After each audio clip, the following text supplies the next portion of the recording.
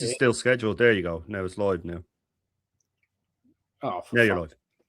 Now you're live.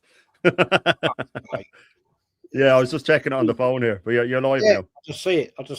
It didn't go live. Fuck off, man. Seriously. We're live.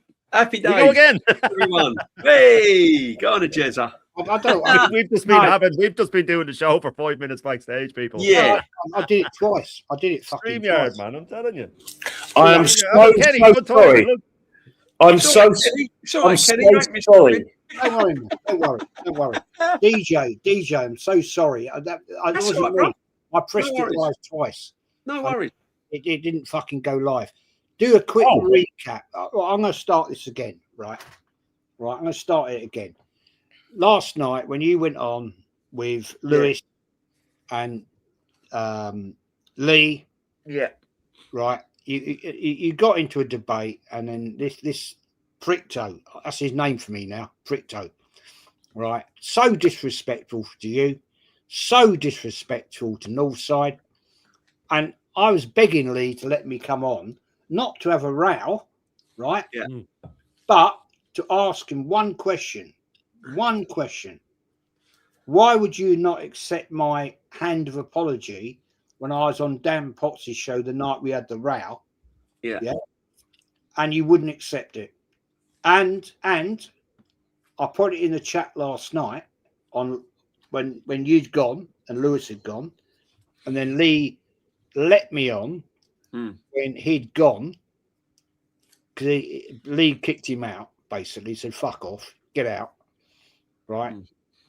And he still wouldn't accept it. Now look, let's be honest, if you're a gentleman or a man, let's just say a man, if somebody puts their hand out and says, look, I called you something and I shouldn't have done it, you'd accept that apology.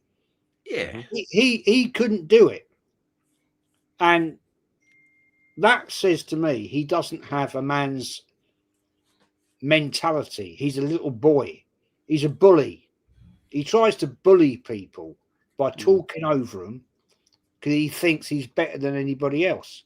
Well, I'm sorry, you ain't, fella. Right?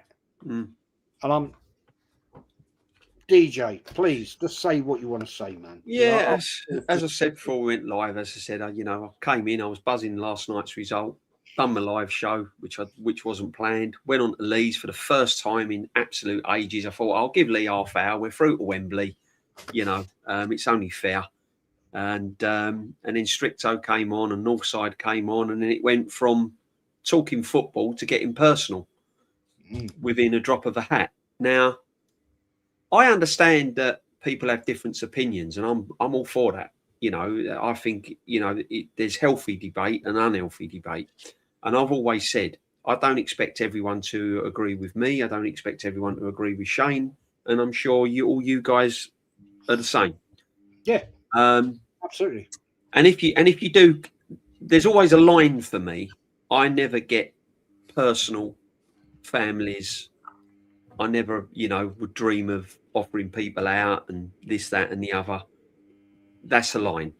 If you cross the line at any time, which sometimes we all do, let's be honest, we're all human, we all do.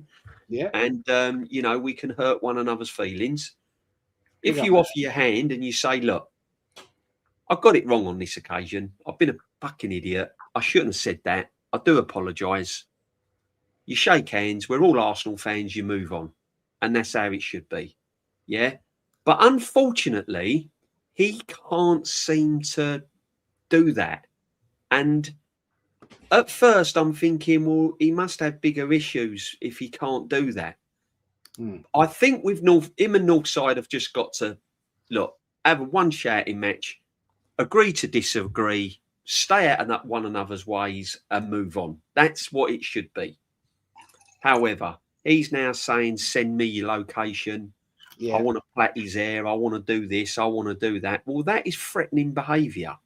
And there comes a point in time when the threatening behaviour side of things has to take a back seat. And you just have to agree to disagree and just move on. You go your way, they go their way. Northside lives over the other side of Europe. He's here. He's get on with it. Get on with it. But as for us, as for disrespect, I don't care if that sort of person disrespects me, Jez. I don't lose sleep over it. Mm-hmm. I like to think I'm bigger than him. I like to think I'm better than him. Someone like that is not gonna. Someone like that is not gonna derail me, if you know what I mean. I'm bigger and better than that. You know, if all you guys like Shane, Kenny, you, Aaron, all the people like that started then turning on me, disrespecting me, then I would be worried about it, and I'd want to sort it out, because you're friends, you're close. You know, I've met Shane, I've met Kenny, I haven't met you, Jez, but I've met you as good as meet you. Do you know what I mean? Yeah, I know what you're saying. And Matty and all that, and Lee, Views, Northside, you name it, Rashid, all of our clan. If bad things were said about me with you guys, I'd want to get to the bottom of it and sort it out and go, well, okay, let's sort it out. What you don't do, so let's say Shane started saying bad things. What you don't do is, right, I'm coming to Ireland, I'm going to sort you out, I'm going to come and do this, I'm going to come and do this, I'm going to rip them glasses off your face, blah, blah, blah, blah, blah, blah, blah, blah, blah. That's the stricto. That's not what you do. That's not what you do. No, his name is Prickto. Yeah, that's not what you do, and this is what he does, and what he can't differentiate, and it's sad, really, because he's an Arsenal fan. He can't differentiate having banter, having a difference of opinion, touching on a nerve, touching on a subject that he disagrees with. He can't separate the two. No. And that's his problem, not our problem. So I like to kind of leave it at that. It doesn't bother me. The e-girls don't bother me. No one bothers me in that sense. The only people I care about is the community that I've built with my channel, and the friendship and that I've built with people that I share screens with, see at the Arsenal, and everything else. I mean, it's like, I'll give you an example. When I go on the roundabout, me and Christian don't agree with one another, but I respect Christian. I've met Christian. He's a nice young guy. I would never threaten him. I would never, you know, I'll meet you outside the Emirates, blah, blah, blah. I'll do this. Where's your location? Blah, blah, this, blah, blah, that. You know, you just don't do it. You just don't do it, Jez. You just don't do it. And if you've offered your hand in apology, and you've held your hand up and you said, okay, if you think that I've been out of order, I apologise. Accept me apology. Let's move on. And he hasn't done that. That's down to him, mate. That's down to him. You know that's his problem, not your problem. So what that says, DJ, is that I'm the better man, because that's it. That's it. You right. That's it. That's what you have to do. You have to rise above the situation. You wound me up. You wound me up. I called you. I called you up. You know, and he called me a pussy. Yeah, yeah. So I know it's crazy. It's crazy. It's crazy. I always say there's a line, and I like to keep within that line. You know. And Jay, I did say that on Dan's show. Yeah. I said, you think you're a road man. You're not. You're a melt. He thinks he's the big tough boy. Yeah. Right. Yeah. Listen, when we debate, things get heated. Things do get heated in a debate. I've been on the roundabout, and I've kind of like, oh, you know, you said, but never threaten or bring families into it and get personal, and it's just something you just don't do. You just don't do that. It's at the end of the day, you can have a lively debate on football. You can as an adult, absolutely, within the confines of adulthood, you can, and that's how it should be. That's the main point. Big up J Lux videos, man. Jamo81, Lee Stricto turns up, and none of you say it to his face. I did. I called him out live on Dan Potts' show. I told him he was a melt because he thought he was a big road man. Right. The thing is, we're gonna move it on, but I've got to talk about this. right? One day he's going to say this to the wrong person, right? One day he will meet the wrong person and he'll have a fucking bad day out. And it's nothing, I'm not saying it's anything to do with me, but one day he will call somebody out in the wrong way and he'll have a right bad day out. Because when you give it all the big large, right, and give it all the mutton Jeff, right, at the end of the day, right, you're gonna get a right cob on, and somebody's gonna kick the fucking shit out of him. And I hope that never happens. I hope it never happens. But yeah, you give it all the big one, don't work. You know, I'm sure there's a lot of people that one day will want to jump on his head. Anyway, Shane, great show earlier, man. Dan Potts, you and views. I don't know if you saw what happened last night on I did. Show. Yeah, give me your view, man, and I want to get Kenny's view as well. Look, it's one of those things, you know. So your man Damo, I think it's Damo in the chat saying, "Oh, but when Lee does it, yeah, I've criticised Lee for that as well when he's getting threatening. So it's not. It goes both ways. I'm man enough to say it either way. I don't agree with it. I call people out on my show all the time. I slag people. I've always said if one of them messaged me and said it's starting to get to me, I'd begrudgingly stop. But when it comes to threatening violence, look, the people that can handle themselves don't need to go around throwing threats. It's always the mouthy ones. You know what I mean? And maybe Strict out can handle himself, maybe he can't. But he's a grown man like me. I'm in my 40s, mate. I ain't offering anybody out. You know what I mean? I grew out of that a long time ago. You can have your banter, you can have back and forths. There's certain people on this platform that I don't like personally, and I don't like them personally, and there's reasons why. They've either done stuff to me or they've gone behind my back or whatever the case may be. I don't like them personally, and that won't change anytime soon. People will say it's bullying this, it's bullying that. You know, it always goes two ways, man. I never react unless I'm acted upon. Then I will react, and that's the way it goes. And then when I do react, I'm relentless. I just keep going. But that's the way it goes. Look, as for respect, I was saying it earlier on the show with views. Someone said it about, you know, with the Arteta thing. Respect is earned. You know what I mean? And it can be chipped away at as well. People always prattling on about respect and then coming on and talking down to other people. Well, you have to show respect. You have to show respect to earn it. So for me, it's all a bunch of, you know, childish nonsense. I'll see you here. I'll see you there. Me and DJB get it all the time. If you're ever over, you'll get a stabbing, all of that sort of stuff. You know what I mean? It's more a reflection on the people that are threatening you like that than you yourself. If someone doesn't like it, it's the thing. We have channels, right? And people don't like what we say. But this isn't the 1970s. You don't just have a choice between BBC One, 2, and ITV. At any given time, there's a million different people streaming. Go watch someone else. If you don't like it, go watch someone else. I don't understand why you would go on. Shane, this guy's 45 fucking years of age. You think he'd have grown up by now, wouldn't you? Well, that's the thing. That's the thing. You know, it's with the. I don't mind a bit of childish humor. Don't get me wrong. I'll never grow up when it comes to humor, but when it comes to threatening people and stuff like that, yeah, it's a bit silly. And I watched it, and it was like, I mean, DJB got a threat before on the roundabout from him. You know, Northside got a threat, and yeah, it was just a bit. I don't know. And even when you did say shut up, he was relentlessly cutting across you. What are you meant to do when someone keeps cutting across you? I mean, to me, that's ruder than someone telling you to shut up. If you're just constantly in someone's face, they're going to say, "Would you just give me a chance to talk?" You know. But it's the way it is, Jez, out here on these YouTube streets, if you want to call it that. There's a lot of sort of bollocks that we could do without. I bring a lot of it on myself. I understand that we're people with strong opinions. People don't like that, but yeah, listen, Jez. You know, what he said about you when you weren't even on the screen. Come on, man. You know what I mean? It's just too much.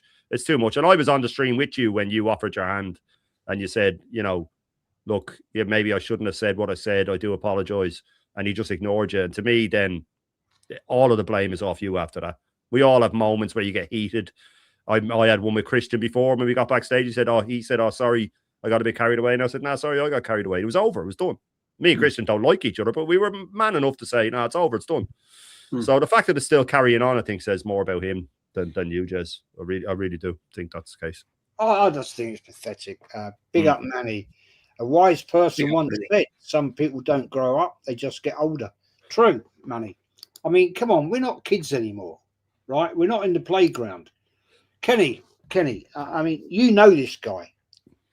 You know him. You're muted. You're muted. I know everyone in football. Great person. Jez, we will meet. Northside, we will meet. But I know everyone. I know everyone looks like. I know everyone's all shapes and sizes. And my advice is I'm bigger than all of you. That's the thing. That's the thing. But this is the sequence of events. I'm only finding out about this for the first time. I was going to show you DJB, and you didn't mention this to me because I came back from the football, and Lee was doing doing his he's finishing up his watch along. I've come back.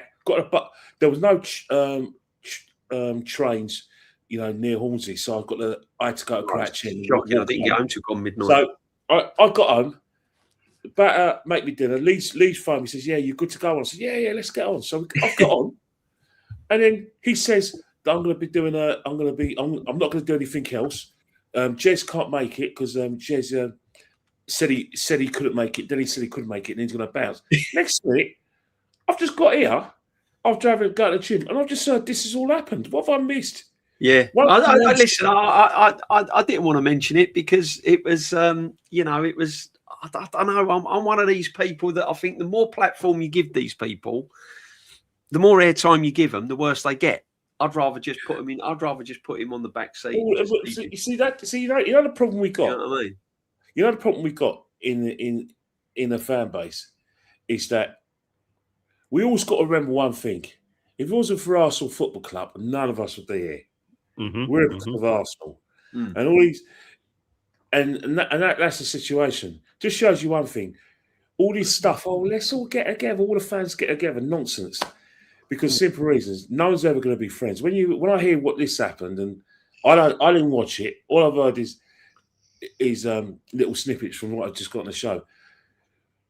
For the level of peace and tolerance, no more shows together.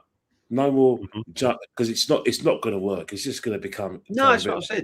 Because the other day, I know all your personalities. I know your strong points. I know Stricto very well.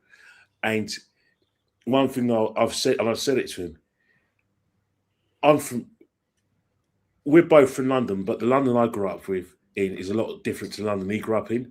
And I grew up amongst people like you guys. He didn't grow up with you guys. So things like the Jez saying things, just say, "Oh yeah, F off, don't do this." He'll see it as a slight. When I know it's not a slight, because that's how we all talk, all of us collectively. And that's the problem, is people from different generations, what is seen as just general chit-chat, swearing in a conversation, blah, blah, blah. It seems a slight. And that's the thing. He saw, when I was on the show with Jez about a couple of months ago, everything you said, he saw as a slight. And I'll say to him, it's not a slight. That's the way Jez is. But, he still bothers him. It still bothers him because, you didn't back down. And I know, Jez, you wouldn't back down. And I think that probably bothers him as well. But at the end of the day, him and Northside, that's just historical, mate. This is going back. That is never going to be resolved. That's never No way even going to be back down. I know I spoke to Northside at length. I know Street Shows as well from the other side of London, but I know where the style Street Show lives in and the environment in terms of like how you talk to each other. And I know how Northside's come from the same environment. It's not going to work, mate. I don't know why they got in the show in the first place. Maybe it's just what happened, but for future reference, that should never happen because this is never ever going to be resolved. No. Never going to be resolved.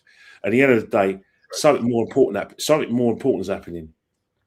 We've got a good chance of winning some trophies. I'm just going to get into that, and I'll start. Actually, I'll start with you, Kenny, on this one. Right, at 10 o'clock tonight. Just saying, I'm on Dan Potts' show. I'm on it as well. I am as well. I fucking strict those there. I'm on as well. Yeah, but I was invited. I was invited, but I'm doing my own show.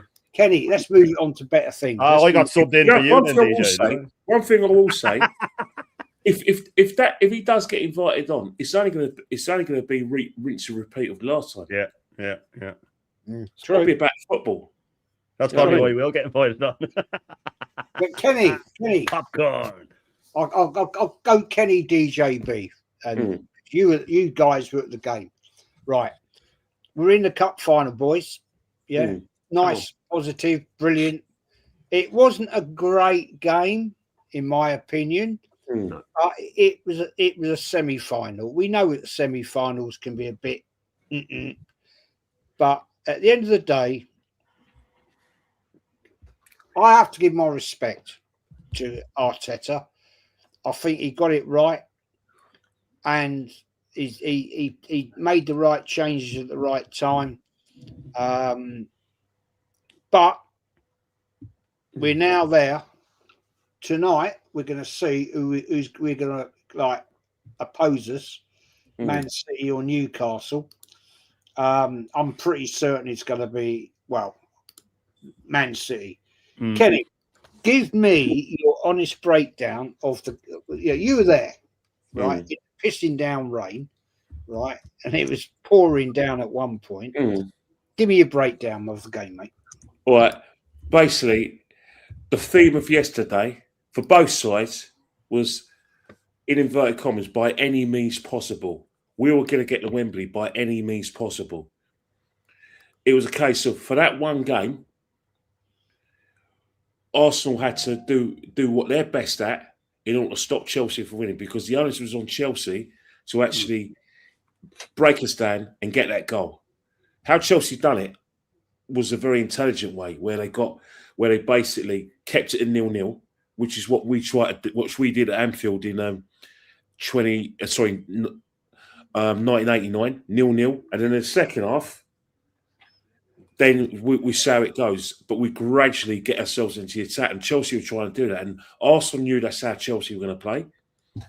People slag very disappointed by Eze. I get that, but let's remember one thing: Eze wasn't required to show his dribbling skills or play a bit of je ne sais quoi. What Eze was meant to be doing was to sacrifice everything he believes in for the team. So did Martinelli, so did Victor Gyökeres, every player to do that, because as long as we didn't concede, we were getting through to that final. So that was the going back. Now, I've got to touch on Eze as well, because with Eze, all the players, most of our players, not all of our players, with the exception of Eze, have had a serious injury and been out for a long, long time. What we needed from Eze yesterday, was his legs to basically run, jockey, keeping that sort of shape. You know what I mean? Don't get out of shape, because Chelsea couldn't get through us. So that's the situation. The reason why Chelsea didn't look like scoring is because we were organised. But you think about it psychologically. We haven't been to the final for 6 years. Nerves were going to trickle in. A lot of Arsenal fans, probably us on the panel, thought if any team could overturn that deficit from 3 weeks ago, it'd be Chelsea. So we were nervous. And we played like we were nervous. But at the end of the day, as long as Arsenal are in a position where they haven't got to finals, they haven't won trophies, it's always going to be a slog, and it's going to be a boring thing to watch, because at the end of the day, we've been resorted to doing it by any means possible, and that was that game yesterday. You know, the man of the match was never going to be a forward. The man of the match is probably going to be.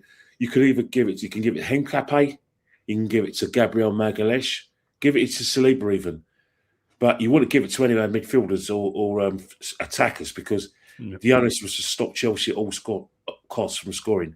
And I did, for someone who likes football with a bit of panache, I didn't like it, but I got it because I'm desperate for success. So for that one game, I'm going to let my team play like that. Fair enough. I mean, I get that. I've got a question, actually, Kenny. I've got a question for you. And DJB, you'll be at Wembley. Right, you'll be there.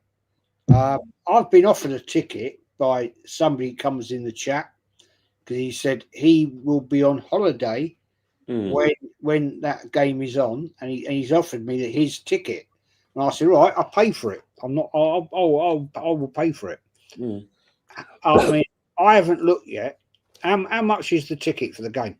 Well, it's funny to say that because a guy who does who is on Twitter, he released last year's prices, and basically what they're saying is that it goes. Last year's prices went from £41 to £108. So, so I haven't included Club Wembley. So Club Wembley could be like £176 or something. Yeah, I reckon it'd be from But £44. in terms of so I'm assuming if you get to the front, lower tier front of the queue, front aisle, it's £108, and it trickles up from 97, 76 to 41. So £41 will be the tickets and the gods. So it depends what sort of ticket you want, but you know. I don't know where he's going to be able to get the ticket because it's all about availability. It depends on his hierarchy because at the end of the day, obviously people with the most loyalty points will get first dibs, and the rest will be left with the rest. So you don't know.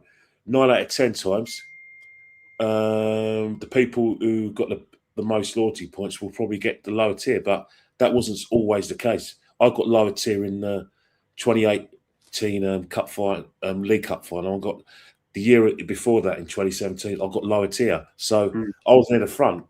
Some people say the best views are in the upper tier, the front of the upper tier. So you just never know what's available. But yeah, remember these are last year's prices. And one thing I'll say that's factual: the Football Association are greedy bastards. So they put the prices. We know that. We fucking know that. Yeah, he's offered it to me for 160 quid. And that should be a good ticket for that, Jez. That'd be a top ticket. Well, I don't think he'd do me down. No. So yeah, I mean, I said, look, I did stupidly, DJB. I did stupidly. I'll pay up. I said I'll pay up to 300 quid, and he said, no. He said, no, I wouldn't. Oh no. I'll give you the ask. You know, he said you can have it for the asking price, and I went right. Okay. Anyway, we'll see. We'll see. DJ, you were at the game last night, mate? Yeah, I was. Yeah, great night, wasn't it? Yeah. The highlight for me was all the Chelsea fans had to stay there till the end and witness Kai Havertz score and the stadium erupt. That was funny, because I said earlier on, and I've said it before, if we'd have been cruising, they'd have all gone home and they wouldn't have had to have stayed. But whilst it was 0-0, there was still hope right up until the end. So they witnessed all what went on at the end, which was good because they was really giving it to us at the start. But listen, as the game went on, I was a bit disappointed with what Chelsea had to offer because they'd done all the hard work. They kept it 0-0 at half time. And I was thinking, right, second half now, we're going to hit a storm now. Chelsea are going to come at us now, and we've got to be vigilant and we've got to, be better on the ball. And it never happened. It got to the 75th minute. It never happened. Got the 80th minute. Didn't happen. Ball on Cole Palmer. He went into little pockets. He got hold of the ball. Clever little player, Cole Palmer. I was watching him, and I rate what he does. But didn't really hurt us. But then if I look at the Arsenal side of things, we was running a tightrope. And I understand what Kenny said, and I get it. However, if one of them shots had gone in, took a deflection, gone in, if they'd have got a penalty, if we'd have gone down to 10 men, suddenly you're looking at a whole different ball game. So we was running a bit of a risk. Because when we did have the chances to hurt them, when we did get in positions to hurt them and put the game to bed and settle the nerves, we didn't show any quality. We didn't show any quality in the final third again. We had opportunities to show a bit of quality, score the goal, and then all the nerves are settled. You ain't got to worry about a shot going in off the bar and going over the line. You ain't got to worry about them getting a penalty. That would have all been party time.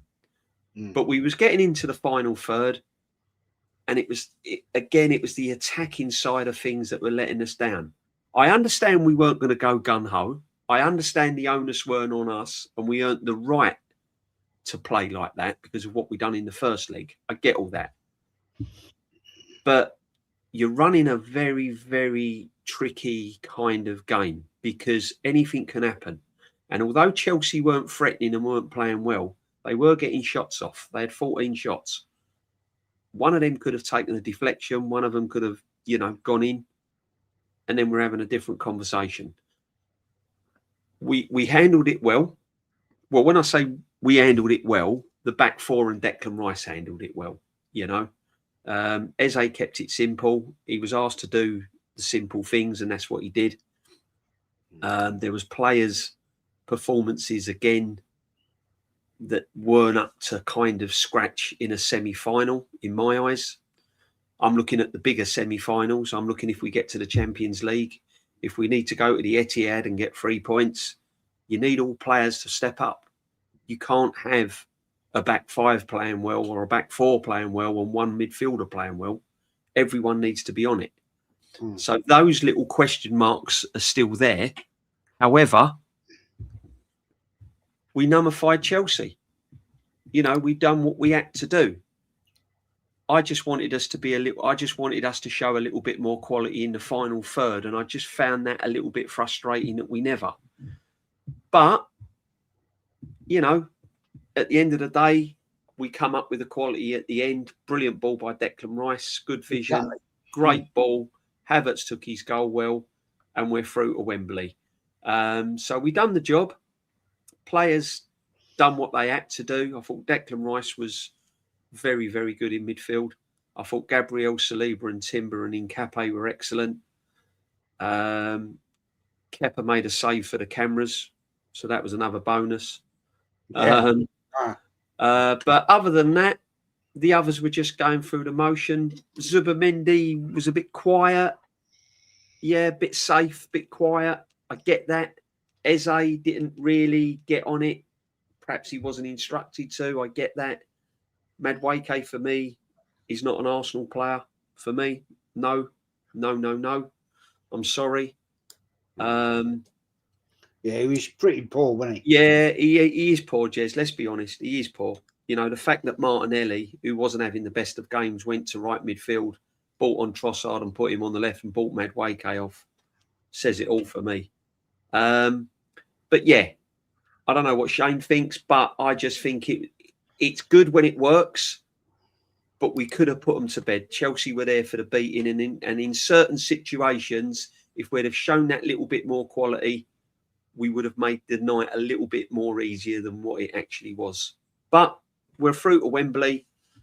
Arteta got his tactics right. If that's how he's set up, it worked. Credit to him. Credit to the players. Onwards and upwards. Yeah, facts, man. Facts.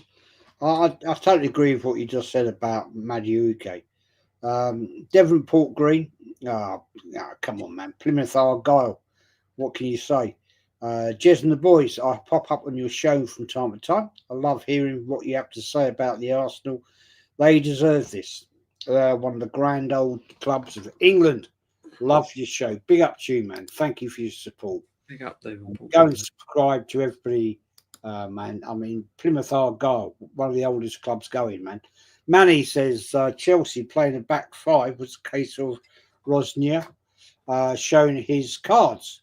They had no proper striker and their best players were unfit.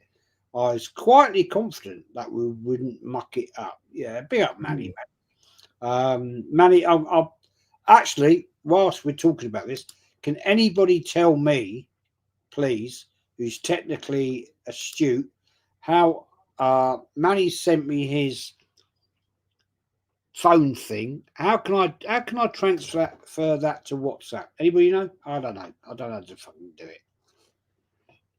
Shane, you're on mute. Yeah, if you copy and paste the number, you should be able to just put it into WhatsApp. Like you're making a new contact, and if it is his number, which it is, obviously it'll pop up then. Okay, I'll try that later. Shane, mate, what's your? I was in your watching your stream this morning, the Irish breakfast. Great show again as always. Can you give me your breakdown on that game last night?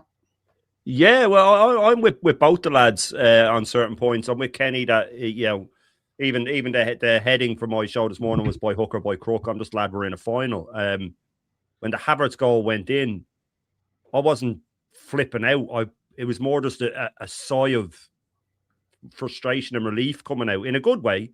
We're in a final. And me and Views did a match reaction. I actually got teary-eyed. I didn't expect that at all. It's just because we love the club so much. We're in the final. I had to tell Views to handle the show for a while. It just got to me. It really did. As for the way we got there, I'm with DJ that it was an unnecessary risk that paid off. The way we went about things. I thought Chelsea telegraphed the way they were going to play. They weren't going to come out of the traps until an hour gone, which was insanity, by the way. I mean, just let the players play. But I think they left it on a plate for us, and I thought, go take it to them. And if they do break away and score, it's still only a draw, and you still have the whole match, but you can put them to bed. Like DJB said, we restricted them to long shots, but they had 14 in them or something. It just takes one of them to ping in the top. And Enzo, 3 or 4 of those long shots he had, there was nobody around him. It was like Cunha for United in the same position.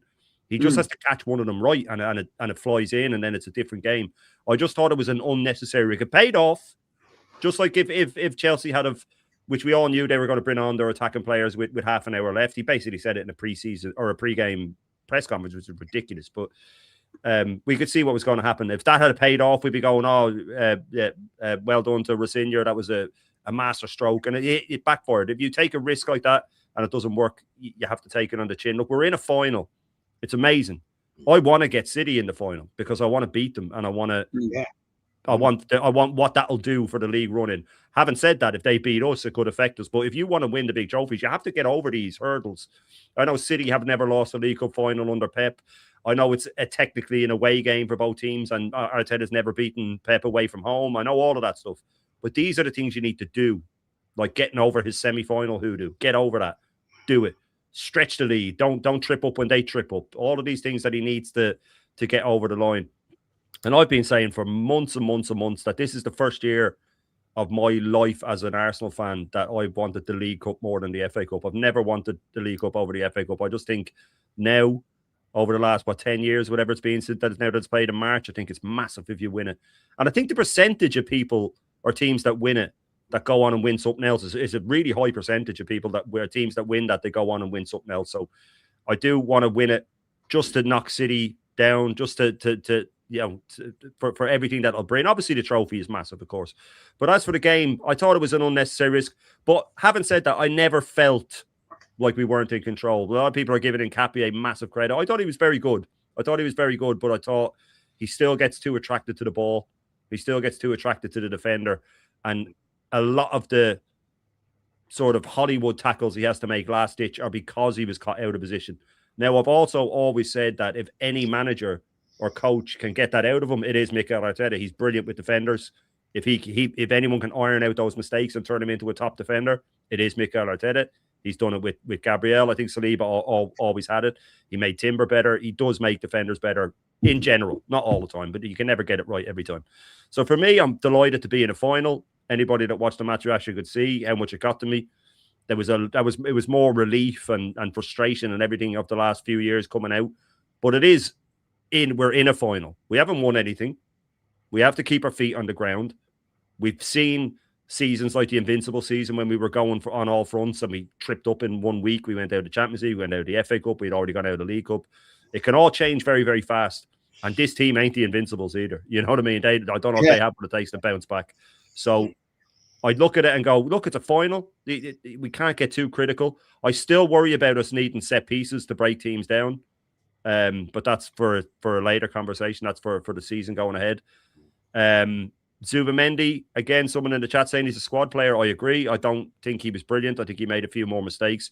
Royce looked tired near the end. He looked shattered. And I will say for the goal, that ball from Royce was fantastic, right? But any other player on the pitch, any other Arsenal player, doesn't attempt that pass. They turn back inside. Any other player, if that's Odegaard, if that's Martinelli, Trossard, they stop and they turn back inside. They don't play the ball. They don't risk it because they don't want to give it away. He's the only one that will go against the manager and play that pass.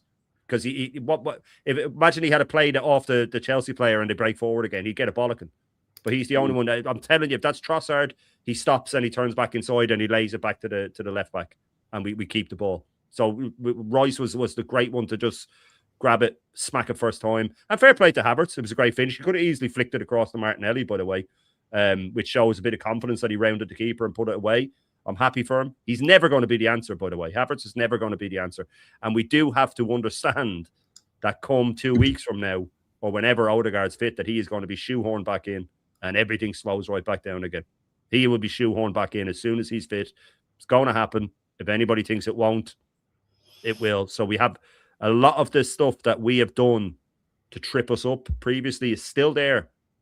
Am I more confident that we'll go on and win things? You bet I am. I am much more confident that we'll go on and win things. And I'll finish on this. And I know I'm drifting away from the point of it. The point that made me think that maybe we'll go on and win something, it wasn't something Arsenal did. It was the Tottenham City game. And the first half for Tottenham was one of the most embarrassing performances I've ever seen. They should be ashamed of themselves for that first half performance. But when you add that into the fact that when they pulled one back against City, I felt I was sitting there going, they're going to come back. They're going to come back. And I never thought I'd say that about a City team that was playing against someone as bad as that Tottenham side. So there's a long way to go. We've Sunderland at the weekend. We should beat them, but we could be sitting here Saturday night going, I can't believe he's locked up against Sunderland and we drew and we've let them back in and we blah, blah, blah. But let's celebrate getting to a final, but let's not celebrate it like it's a trophy because we still need to go and beat either City or Newcastle. And both of them would feel that they have a shot against us. Yeah. Yeah, fair point, man. Fair point. I agree with that. And I'm going to come to a funny comment in a minute. Unique, big up Unique, man. Thank you. Do you think a weight has been lifted off our players in a sense where they probably realise that they have what it takes to get to a final?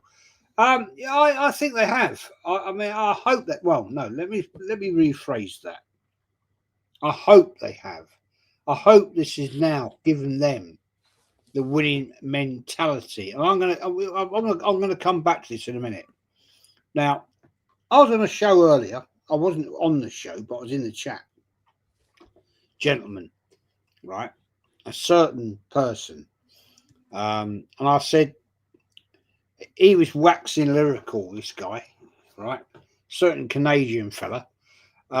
Waxing lyrical about when we won the League Cup in '93. And I said to him, do you remember what that League Cup was called?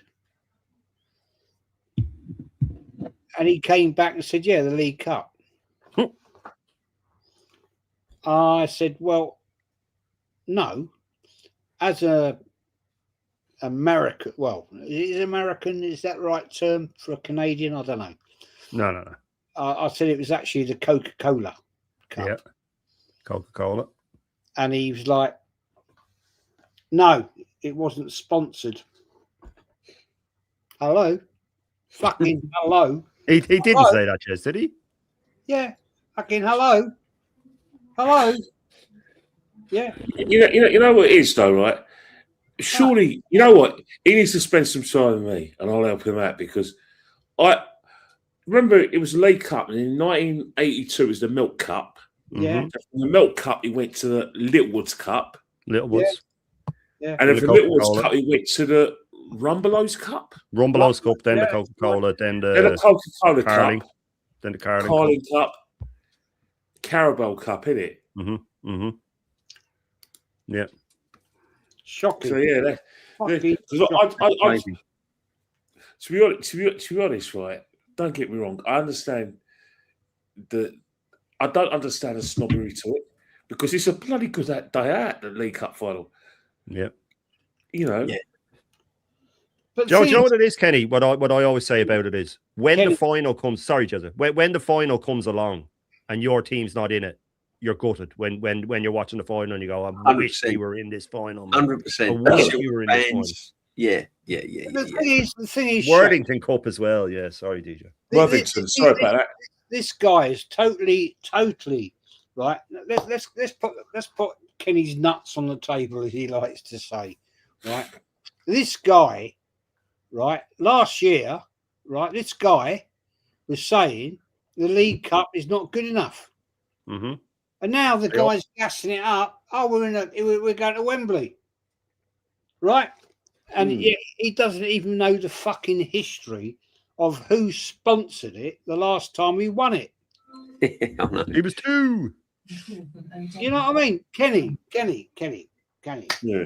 Look, you are the historian, right? I mean, I respect everything you've got to say about the history of football. You know far better than me.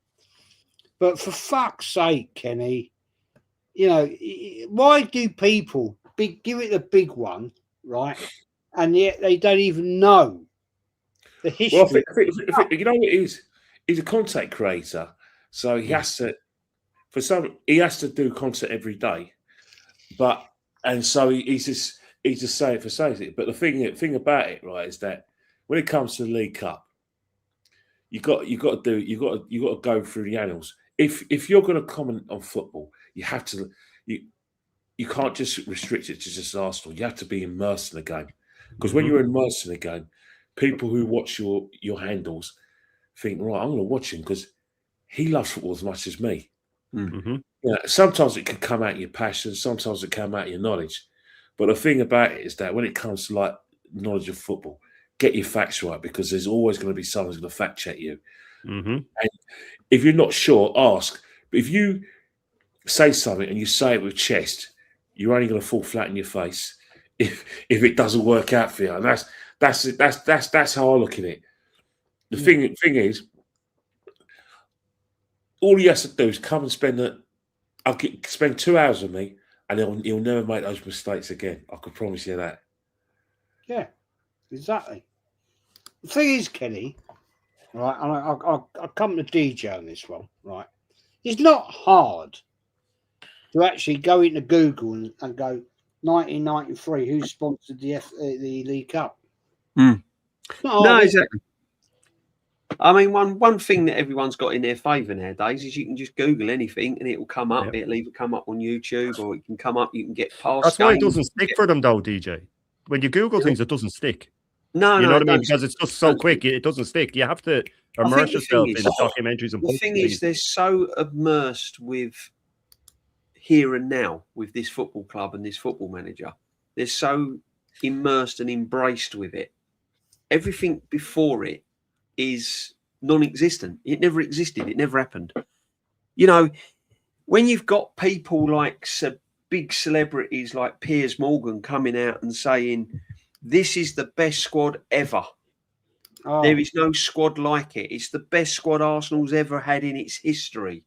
And he's coming out with powerful statements like this on national radio. That, to me, is absolute backcrap, because how are you dismissing the likes of Dennis Bergkamp, Thierry Henry, Pires, David Seaman, Tony Adams, Liam Brady, John Radford, George Armstrong, Frank McClintock? The list goes on and on and on and on and on. Do you know what I mean? Because I'm still convinced when he comes out with them, when people come out with them sort of statements, they live in the moment, and this is what a lot of these fans do. You know, it's such tunnel vision and such Shane's with me on this as well. I find it disrespectful and sad that they do it, because all the great players that have gone before them. Aaron's done something on the OG. Was it? I think it was on the OGs. That's it. Where he done his reward of the week, and he quoted this guy called Tomo, and he said, "Let's win it for Arteta deserves it. Let's win it for Arteta. No, let's win it for Arsenal Football Club. Exactly. For the fans. Let's win it for Arsenal Football Club. Let's win it for Arsenal Football Club and all the great players that have gone before them, and all the fans that are no longer with us that have watched them over the years, and all the fans that are present, and all the young fans that were sitting behind me, the young kids with their families that they were jumping up and down, and I was shaking their hands and giving them little high fives and all of that. Let's win it for them. It's not just about winning it for Arteta so it makes Arteta feel good. Yeah. He will be part of it, but let's win it for Arsenal Football Club. And this is what they can't separate. They can't separate it. And this is why it's sad. There was a brilliant... I see an interview with Declan Rice. I can't remember what what channel it was on. You can probably Google it. And right at the end of his interview, when they was interviewing him after the game, he actually said that Mikel Arteta runs the whole show. Mm-hmm. He makes all the decisions. He makes all of this. He does this. He sets this. Blah blah blah blah blah blah. And Declan Rice in that one interview answered everything that we've been saying. That he's bigger than the football club. Mm-hmm. He runs the whole show, and everything is through Arteta. And Declan Rice said it in his interview yesterday. And I always say, when it's going well, if we win cups and we win trophies, that's fine. But long term, that's a really, really dangerous line to go down when someone's bigger than the football club. It really is a dangerous line because it causes division within the fans and amongst the club. And DJ, Sir Alex. There's a fact, right? Before I come to Kenny, right? Yeah, this guy we're talking about, YouTuber, the best signing we've ever had from Chelsea, right, is Havertz. And I said to him, excuse me, do you not remember when we signed George Graham, Stroller, for £60,000? And Bertie Mee brought him into the midfield because he wasn't actually good up top. Do you know what he said? Go on. We didn't buy him from Chelsea. Bought him from. I went, hang on. I said, do you even know who fucking George Graham is? And he was like, yeah. I said, well, what club did he come from then? I mean, fuck me. Come on, please. This is what. Do you know what it is, Jez? Do you know what it is, Jez? That the people that we're mentioning that are saying these ridiculous, outrageous statements are Egal and Piers Morgan. I mean, that's all you need to know. That's all you need to know. The people that are saying these silly things. Shane, I mean, Shane, come on. I mean, fuck me. Even if you're as thick as shit, right? Yeah, thick as shit as he is, as an Arsenal fan, surely, Shane, you'd know what bloody club we bought George Graham. Yeah, you would think so. You would think so, though, Jez. But this is the thing. I have no problem with someone not knowing bits and pieces about the history. It's when they act like they're the oracle, when they know fuck all. That's what bothers me. You know what I mean? It's when they talk down to people when they know nothing. This is a guy that did a match report on the Leeds game and said that Odegaard scored. He didn't. He said that Havertz came off the bench. He didn't. No. He said that Madueke came off the bench. He didn't. This is a guy that thought claimed Van Persie came through the youth academy. You know what I mean? It's relentless with him. And it's not just him. There's a load of them that do it, and more power to them. If that's what they want to do to get traction and all that, just don't pretend that you're something you're not. That's my only issue is when they pretend to be, that they're diehard fans. Here's another one. The Moneypenny used to support United, switched to Arsenal when they went. Exactly. Yeah, right. He's got 100k subs, and he said in his last match report that Saliba is on course to be Arsenal's greatest ever centre back. Because you know why he said that? This is, when I lost respect for the overlap, the fan thing. It was actually him. He ruined it. Yeah. Mate, he couldn't answer the questions. And then he said, "I'm only 2." What the hell are you on there for? Yeah. I was only 2 in '98. You're going to represent Arsenal Football Club, and because a lot of people, I'll get on really well with Matt Pinkers. He's not everyone's cup of tea, but I've known him since he was that high, and we've become really close. We're very close, right? I know for a fact, despite the fact he used lies about Declan Rice, he will never have made that elementary mistake because Matt Pinkers is younger than that guy, Moneypenny, James Bond surname, right? He knows about Adams. He knows about Henry. He even knows all about George Graham, Paul Mercer. He knows about all these players. He would never do that. Even the ones, you know, we always have a little bit of banter, and I always take the mickey out of AFTV. I know that all those people representing Arsenal on AFTV would never have done what that guy in Punny did, to come out and say I'm only 2. That's an insult to Arsenal. Yeah. So Tony Adams walked past him. We just ignore him because he only knew from at all. I know. I've seen many players. I was too young to enjoy Charlie George, but if I see Charlie George, I always shake his hand. You know, always make sure me and him touch shoulders because he's from the ends. He's from Islington, North, South Islington, I'm from North. We do that. Liam Brady, I'll give him a shake hand. I watched a lot of him when I was a kid, but I didn't enjoy him as a man. But I'm still going to know about Liam Brady. That's the thing. You make it your business to know these things. Johnny Samuels, Peter Storey, you make it your business. Don't go on and put yourself forward, you stupid moronic agents from that Total Fan TV garbage nonsense. Who I blame them, and I blame Lyle for creating these sort of people. For promoting it, exactly. And in terms of Igel, as I said, give me a couple of hours and we'll sort it out. But the bottom line is, right, Piers Morgan is basically a disgrace. The thing that Spurs supporting Arsenal is he supports the club as well. Yeah. The fact that we've got to share the same air as that man. This is a guy that basically nearly caused Arsenal fans to lose their jobs because he was him and his newspaper, the Daily Mirror, and him as editor were basically saying, yeah, it was that one who was causing problems in Copenhagen, trying to get them sacked from their jobs and losing their livelihoods, grass. And then you got that idiot who spends all his time sucking up to Thierry Henry. He's now trying to say that these players have won us nothing so far are better than Thierry Henry and Bergkamp. Piers Morgan, you know what you should do, mate? Why don't you stick to going to Australia and having banter about the Ashes? How about you do another show about how Carey ran out Bairstow? I mean, it was a national disgrace. It was only a cricket match, but you made it all about you and your love of cricket. Stick to cricket, Piers, because that's where you're at your best. Leave football alone. And phone tapping. His sons, Shane Gooner. But Piers, your sons, they're all right. They're football people. You, cricket man, go away.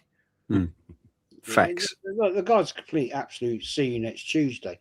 Shano, invisible here. The problem with Shane is that he hates Arteta. I don't think that's true. And won't give him credit no matter what. So there's no point in debating with him when you hate someone you don't know. Shane, far away. This is the new thing, Jez. Because I don't like, I can't stand it. I don't like the Arteta personally. I didn't like Bruce Rioch personally. I thought that I don't know him personally, but I didn't like him. There's actors you don't like. There's people you don't like. I don't like Arteta the way he carries himself. I don't like what he's done to the fan base. But I just gave him credit 10 minutes ago about improving defenders. 10 minutes ago, I gave him credit. You know what I mean? This is the new thing, Jez. I've had a gal put it on X. Oh, he hates the manager. You see. What's the problem? Not only now do you have to credit him when he does something well, you have to like him. Now, this is the new thing that I have to like him. They have to force me to like him, which proves that it's a cult. And I get people like this guy coming in and it's, you can't debate him. No, you can't, mate, because you're a faceless twat behind a keyboard. That's why you can't. I'll debate anybody and I'll give credit where credit's due. I always give credit where credit's due.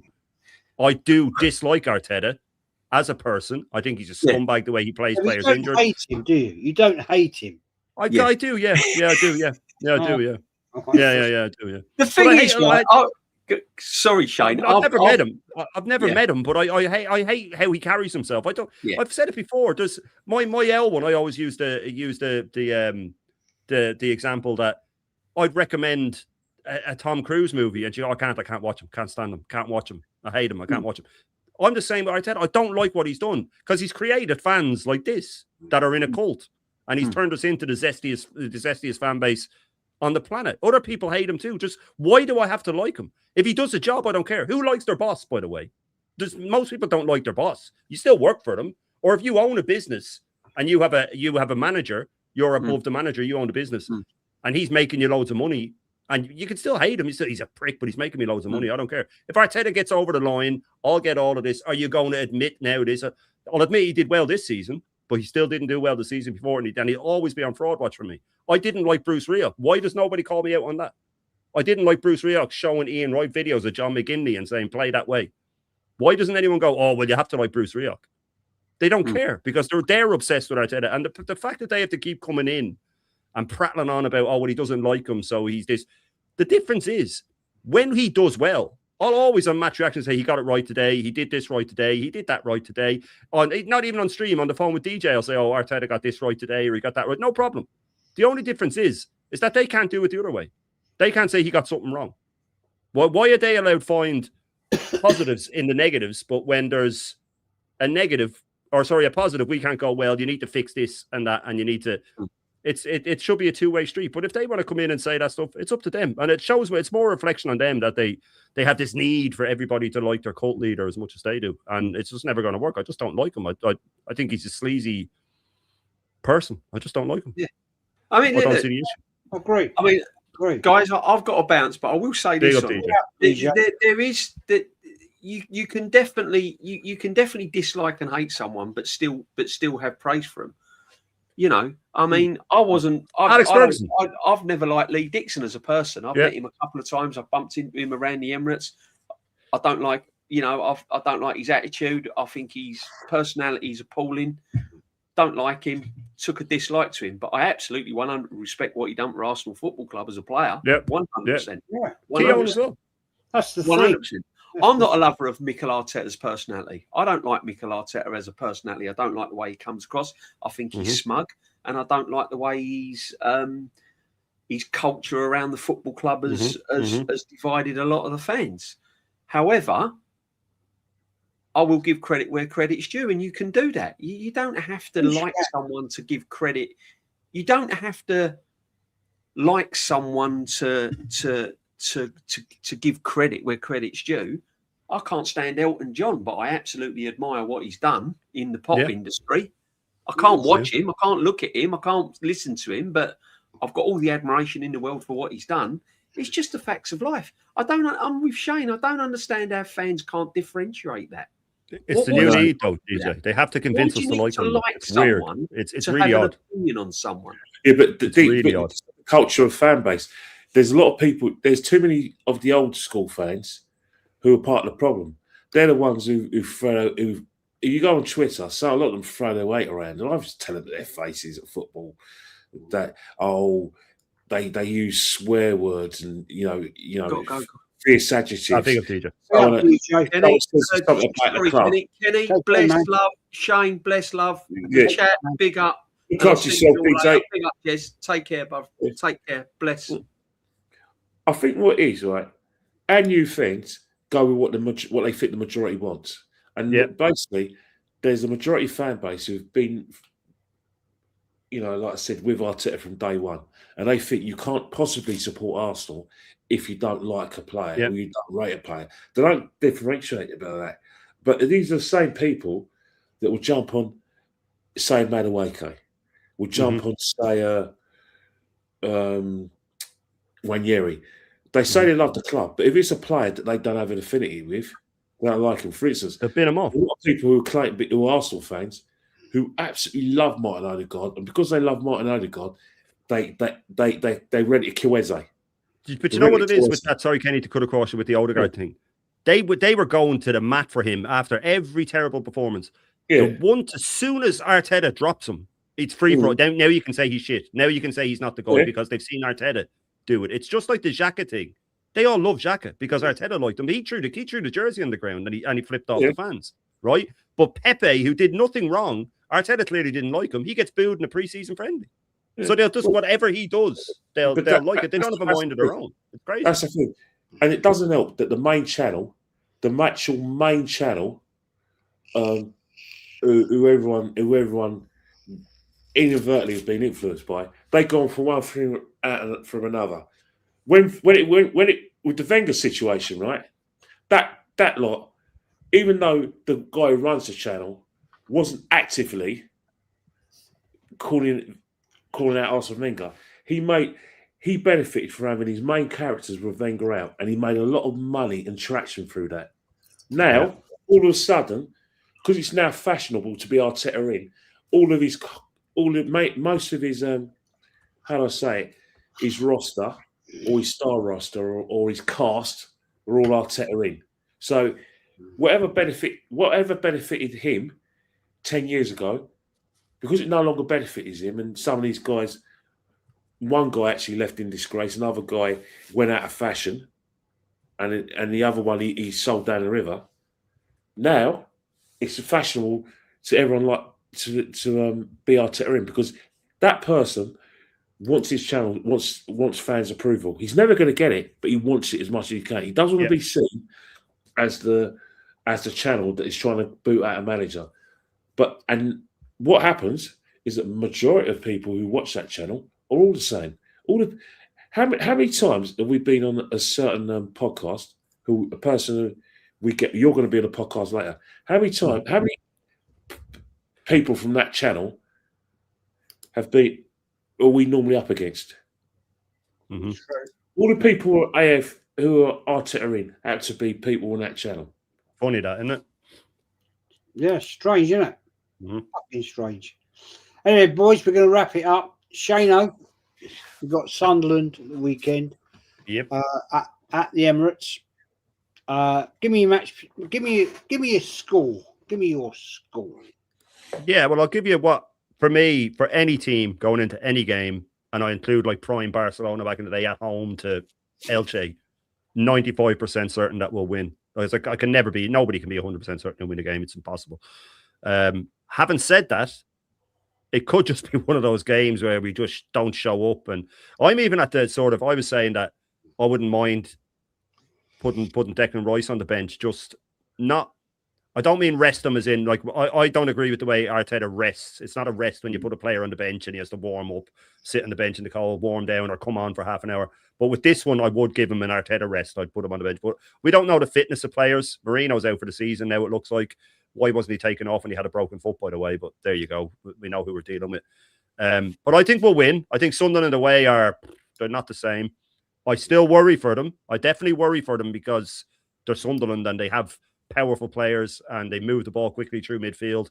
So I wouldn't be overly, like, I'm confident, but I don't want to go in overly confident. And that's another plus for Arteta, which it can sometimes be a negative, but sometimes it's a plus, is not going in overly confident, is going in and saying, look, it's just another game, which I like that, but sometimes you do need to be a bit less emotional. But I think we'll beat them. I think it'll be 3-0, maybe. I think we might get a 3-0.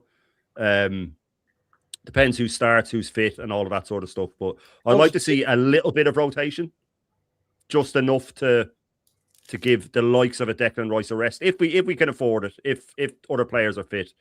But I would like to see a couple of players taken out just because of all the fixtures that are coming up, and I don't want to see Declan Rice dropping.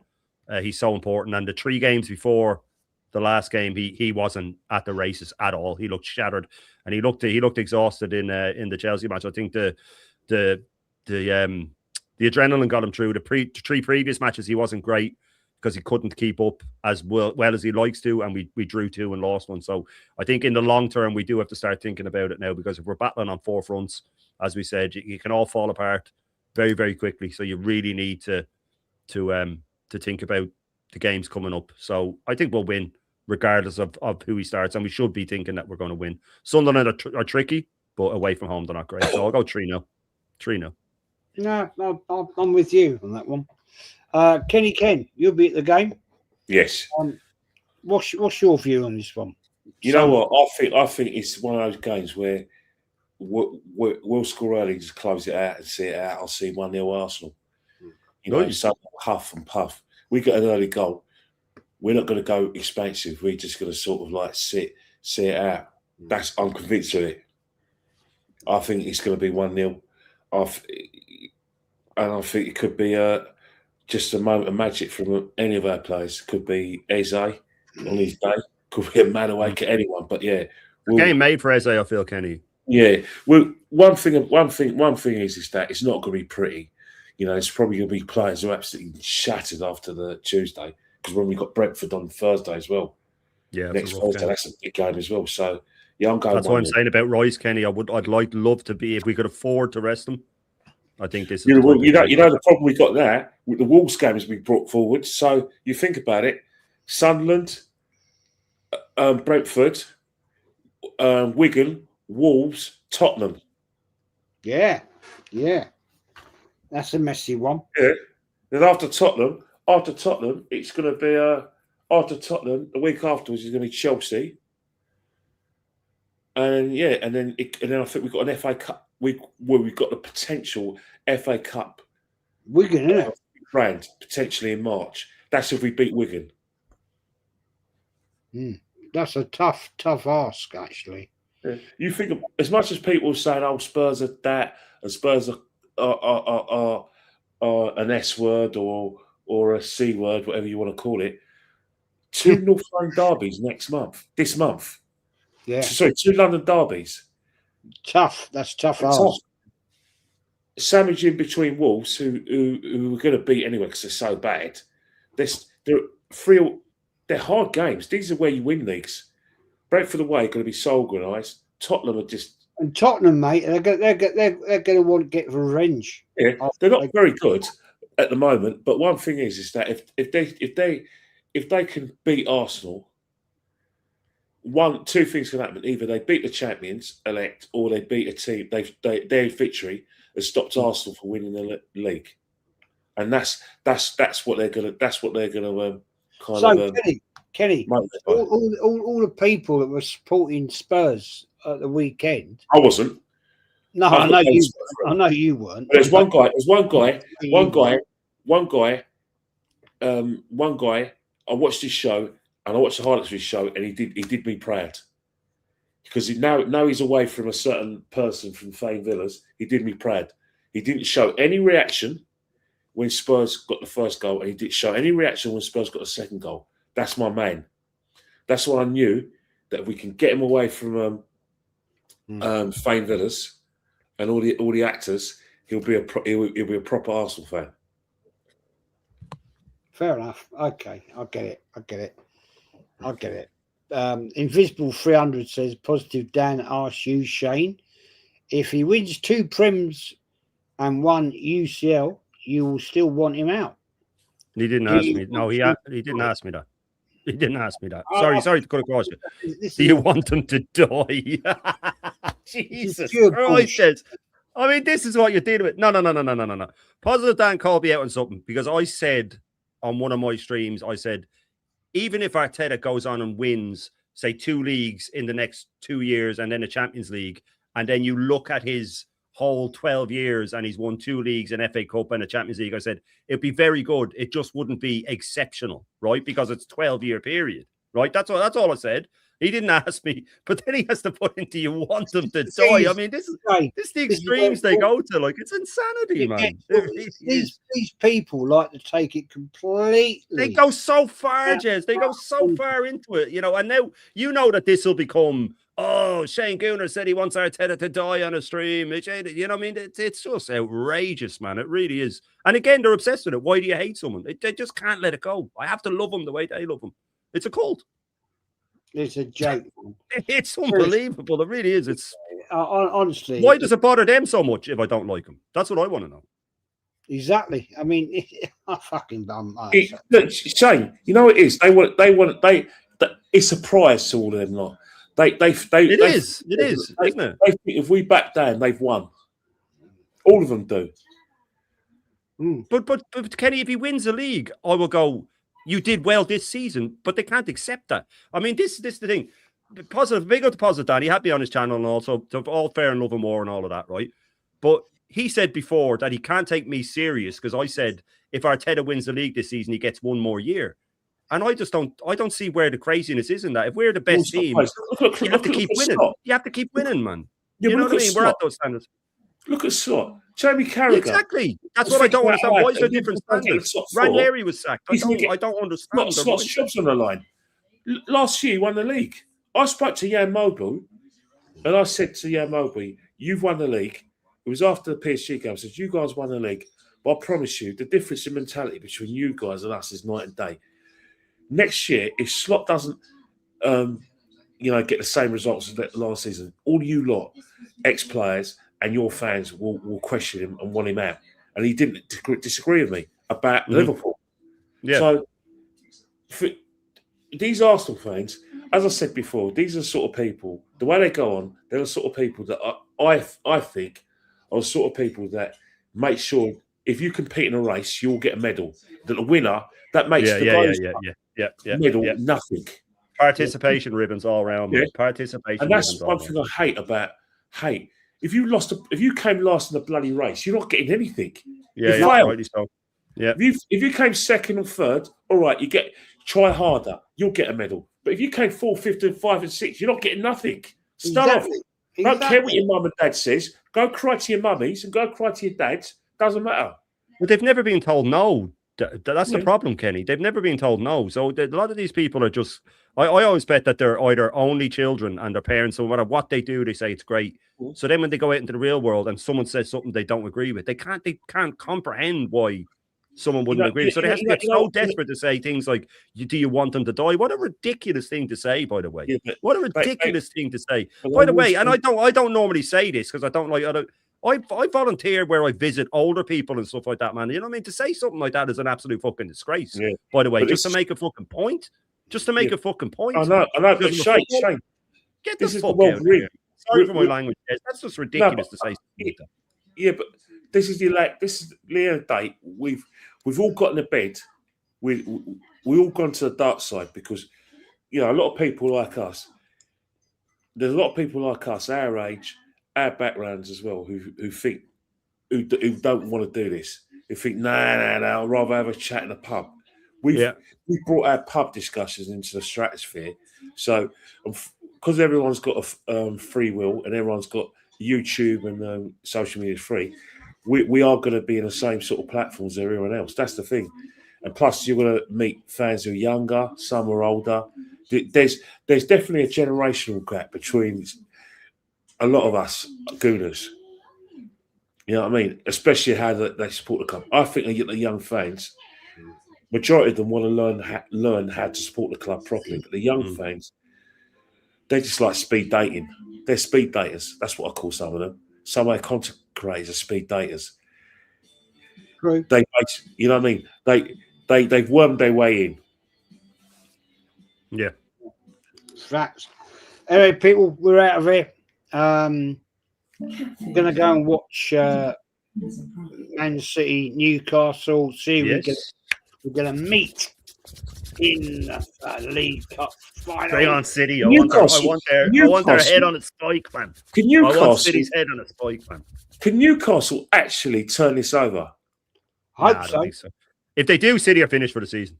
If they do, City are done. So. They're over. So. It'll be too much. Massive If they score early, though, Kenny, you never know. If they score early and the nerves kick in. Huge. Well, I'll tell you what. You know one thing's guaranteed. Jez, I know you want to go. At least they're going to try harder than we did last year when we were 2-0 down. Yeah.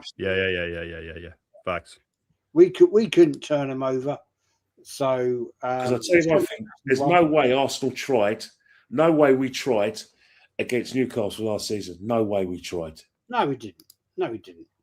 It was a shit show. It was terrible. Yeah. As always, man, Shano, please, mate, shout out your channel. Yeah, no, big up for having me on. Big up to Kenny, of course, and DJB, and big up to the legendary chat. Yeah, I'll be back tomorrow morning for the full Irish, of course. Thursday. We do have a debut of a new Simpsons clip, so make sure you're there for that. And also then, obviously, the Bruised Banana tomorrow night as well. So make sure you're there for that. And big up to everybody. Yeah, big up to you, mate. Kenny Kent, shout out your Instagram, buddy. My Instagram is at KennyKen1972. You know, it's just me having a laugh, and especially my captions of the day. I always take the mickey out of everyone because I just see loads of headlines and I just think, yeah, I've got you on that one. You know, Romero saying that having a go at Spurs is spending this January. I thought I saw a hole in that side of going, but yeah. I'm going to be down later with DJB. No, with you. But all three of us are on. So I must expect that we're going to get a grilling. And everyone's going to say, now do you admit blah blah blah? Oh God. But It'd be interesting, Kenny. It'd be interesting. Yeah, but you know it is though. You know it is that unfortunately, people seem to forget that it's the reason why we're all here is for the club.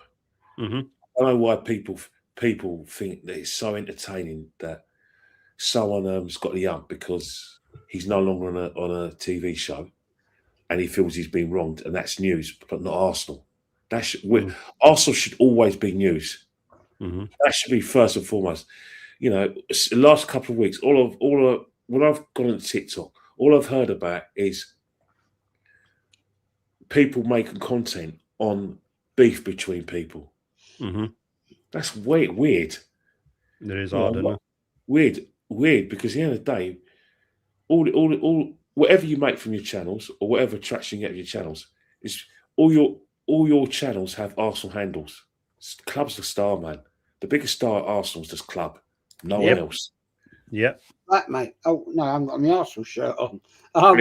But it's look, all managers come and go, Kenny, Dick, Shane. We've seen it all our lives, right? We've seen bad managers. We've seen great managers. They come and they go. At the end of the day, the one thing that's left behind is the Arsenal Football Club, and that's what counts. And on that note, I'm going to shut up and we're going to fuck off because I want to go and watch the game. Shane, thanks for joining. Kenny, as always, thank you, mate. Next week, Dan Potts is joining us. So nice. Whoa! Chat. Hey, can we get him in a quiz? Oh. No, I think he'll be good in a quiz. He will. Dan knows his shit, man. No, don't let Dan be the quiz master or Lee, because what they do, Dan and Lee judges, and Dan would know what I mean. They had some difficult quiz questions, like what shirt number does it? Oh shit! I actually won one of their quizzes. I was on there and I won it. I know, but they come out with shirt numbers 2 years ago. 2 years ago now. And I actually they come out with shirt numbers though. I don't care about shirt numbers because I'll be the same. Modern squads, they're all got I don't even know Odegaard's number. Yeah, I do actually. Of course you do. I do, because my missus bought me a shirt with it on it, and I was like, "You don't know me at all, sweetheart. I ain't never wearing that." Yeah, but in 10 years' time, I'll forget his shirt number. Of course you will. Who gives a shit? The only one I can remember, I won't lie. I can remember George Graham. I can remember Liam Brady. I can remember Dennis Bergkamp, Thierry Henry, and I'm going to be a cheat now. I'm going to be a fucking right cheat. I can remember all the goalkeepers had number one. There you go. I'm all right with numbers, funnily enough. Without even trying. It's just Aaron Zabalaga. He don't know. What's his shirt number? He's got the 13, hasn't he? Yeah, he's 13. Yeah, he's 13. Oh, well done. Yeah. I could be wrong on that, but more for me with the numbers would be from my childhood to my late 20s, because I would have been more into that sort of stuff then. I'll throw this one in here. Right. Jimmy Rimmer was our first choice goalkeeper in 1975. He wore the number 1 shirt, of course. Jeff Barnett was our second goalkeeper. Right, second goalkeeper. What number did he wear? Was it not always 13? He would have won keepers, no? But Jeff Barnett. 12 or 13 it has to be, doesn't it? Anyway, they showed the big match recently on YouTube. Yeah. They showed it and he was in goal. Yeah. I didn't take notice of the shirt number. Because back in the day when I was growing up, there was no one had you had a squad name, but because you didn't have names on the back of shirts, you could replace a player. He'll have the number 1 because it's 1971. He'll have the number 1. Jeff Barnett. Well done. He'll have the number one. What am I saying? It's because squads. Well done, Kenny. Well done. Yeah. Yeah. There you go. See, the only person that had a number 12 was the actual outfield player. Perry Groves had the number 12 quite a bit, did he? Did he, Jez? Yeah. This is the quite fun things about it. But we could go on for hours. People, we're going to get out of it. I've got to go and eat. And Shane, thank you very much for joining me as always. Kenny Ken, absolute, your history, mate, is like fucking. Hey, you know what? Hopefully this season we're going to have some more history for me to swipe on. Hopefully. Yeah. Oh, and we've got a mutant. You either love Arteta, this guy here. You either love Arteta and worship him like us, or no, Troy. He's been sarcastic. Yeah, exactly. The Arteta lovers. Troy, I can't be bothered to look.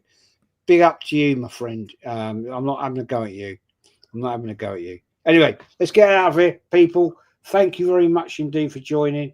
Thanks for all the comments. Absolute legends again in the chat, as always. Shane, I'll be seeing you tomorrow morning on your big up, Jez. Irish breakfast. And you're a fucker for it, man, because I have to. Makes me hungry. Yeah, love you always. Kenny Ken, you'll be at the game at the weekend. Enjoy. Big up, people. We're out. See you later. Take care.